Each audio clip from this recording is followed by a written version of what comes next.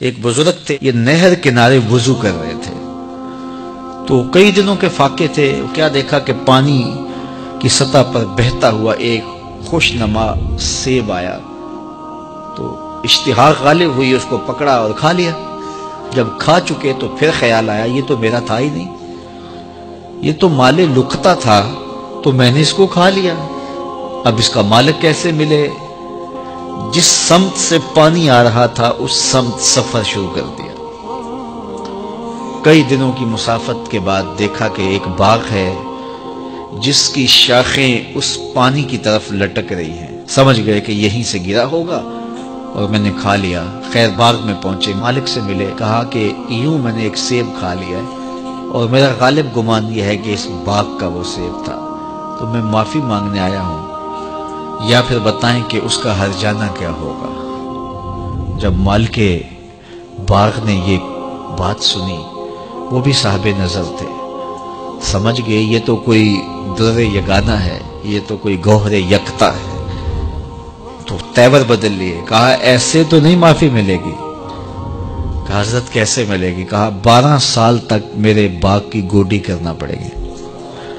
اللہ اکبر. اور ایک شرط اس کے علاوہ ہوگی. کہا ٹھیک ہے میری غلطی تو معاف ہو جائے گی نا. 12 سال تک باغ کی گوڈی کرتے رہے. ایک دن فرمانے لگے وہ صاحب باغ جو تھے کہ سیب توڑ کے لاؤ، مہمان آئے ہیں. تو وہ سیب توڑ کے لائے تو وہ کچے ہی تھے.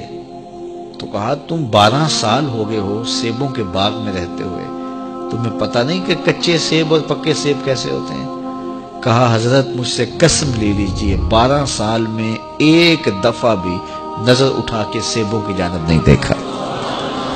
ایک سیب کھایا تھا، میں تو اس کی سزا بھگت رہا ہوں، میں تو گوڈی کرتا ہوں، اوپر کبھی نظر بھی میں نے نہیں اٹھائی.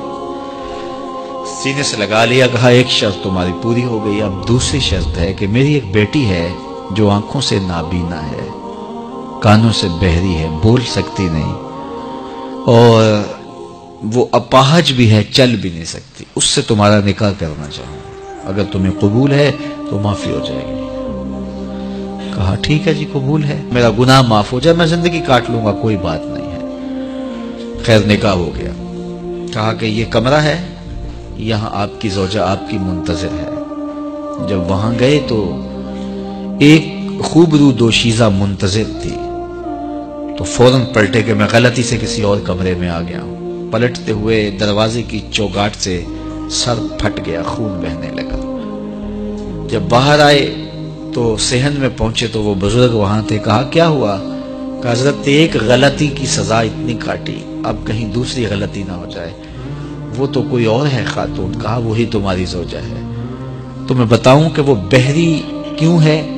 آج تک اس نے غیر محرم کی آواز نہیں سنی. تو میں بتاؤں کہ وہ بول کیوں نہیں سکتی؟ آج تک اس نے غیر محرم سے کلام نہیں کیا. اندھی اس طرح ہے، آج تک اس نے غیر محرم کو نہیں دیکھا.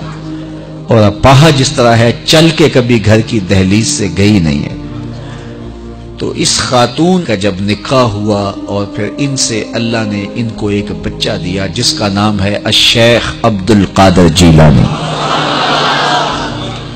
جب ماں باپ اس طرح کے ہوں تو بیٹے اس طرح کے ہی ہوتے ہیں. باپ کا لقمہ پاک اور ماں اپنی آبرو کی کیسی محافظہ.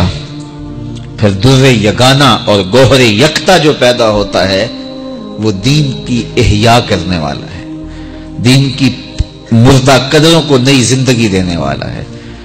حضرت ملا علی قاری لکھتے ہیں کہ حضور غوث اعظم جب مجلس واعظ کرنے بیٹھتے تو 70 ہزار کا اجتماع آپ کے مجمع میں ہوتا، اور عمومی طور پہ اللہ کی رحمتوں کے حوالے سے بات کرتے. اور جس دن آپ اللہ کے قہر، غضب اور جلال کی بات کرتے کئی جنازے اٹھتے. یہ آپ کی گفتگو کے اندر عصر کا رنگ اور شیرینی تھی. اللہ اکبر. تو باپ دیکھیے کہ رزق کے معاملے میں کتنا محتاط ہے، اور ماں دیکھیے اپنی عصمت کی کتنی حفاظت کرنے والی ہے. مائیں بچوں کی تربیت کرتی ہیں، ماؤں کے ذریعے سے پاکیزہ صفت بچے جنم لیتے ہیں. تو لہٰذا ماؤں کو اچھی تربیت کا حامل ہونا چاہیے تاکہ وہ آگے اچھی تربیت خود کر سکے.